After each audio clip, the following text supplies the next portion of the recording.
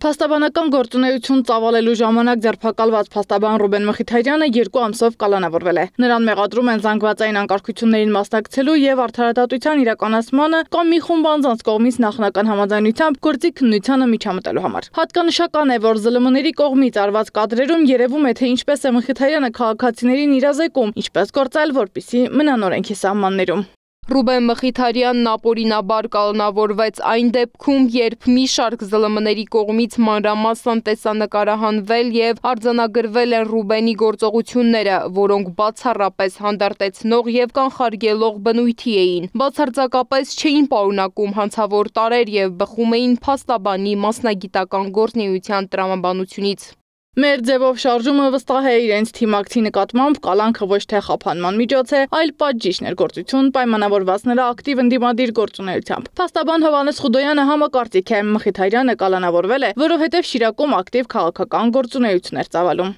Մտահոգությունը հատկապես կապված է հրապարակված կադրերի հետ, որովհետև այն ինչ որ երևացել է, երևում է, որ ինքը ոստիկանների եւ ժողովրդի արանքում կանգնած փորձում է հանդարտեցնել։ Ու ոնց հասկացա նաև մամուլի հրապարակումներից իրեն զանգվածային անկարգությունների մասնակցել մեղադրանք առաջադրված։ Բարագայում երբ որ ինքն ինքնից մեղադրանք առաջադրել է արդեն խնդրալույս է։ Լուսադեմին Շիրակի մարզի առաջին ատյանի ընդհանուր իրավասության դատարանը կալանավորելու որոշում կայացրեց։ Իդեպ Մխիթարյանը մեկ շաբաթվա ընթացքում կալանավորված երկրորդ փաստաբանն է։ Առաջինը Ալեքսանդր Կոչուբաևն էր, ում ձերբակալել էին ասֆալտին պարկեսնելով։ Կոչուբաևին կալանավորելով իրավապահ համակարգը չի սահմանափակվել։ Խոզարկել են նաև նրա տունն ու գրասենյակը, ինչն ըստ Խուդոյանի օրինական չէ։ Կոչուբաևի դեպքում էլ չեն բավարարվել միայն իրեն ձերբակալելով, կալանավորելով նաև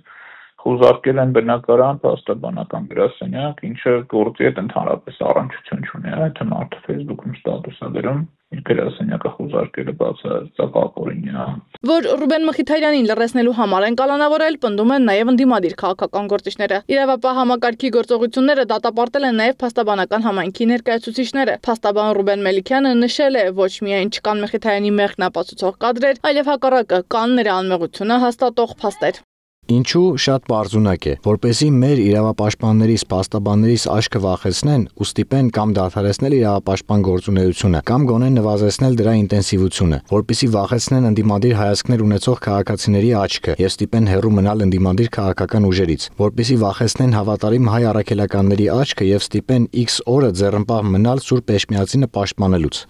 Գյումրու ավականու անդամ պրոդյուսեր Ռուբեն Մխիթարյանը եւս անդրադարձել է փաստաբանի կալանավորմանը։ Պրոդյուսերը հիշեցրել է Մխիթարյանի հայրը Հայաստանի տղամարդկանց տղամարդի հավաքականի երջանկահիշատակ գլխավոր մարզիչ Աշոտ Մխիթարյանն է։ Աշոտ Մխիթարյանի աշխատանքի արդյունքում տարբեր միջազգային սպորտային հեղինակավոր հարթակներում Հայաստանի եռագույնը բարձրացել է վերև եւ հնչել է մեր երկրի հիմնը 50-ից ավել անգամ։ Ռուբեն Մխիթարյանը նրա որդին է, որին 2 ամսով կալանավորել են, որովհետեւ նա ուղղակի փորձում էր թույլ չտալ Հայաստանի Հանրապետության քաղաքացիների ծեծը Գյումրիի հրապարակում։ Աշոտ Մխիթարյանը այս երկրի սպորտային սիմվոլներից մեկն է։ Ռուբոն սրտացավության սիմվոլն է, իսկ դուք վախի ու ցանկացած հայկականի ատելության սիմվոլն եք։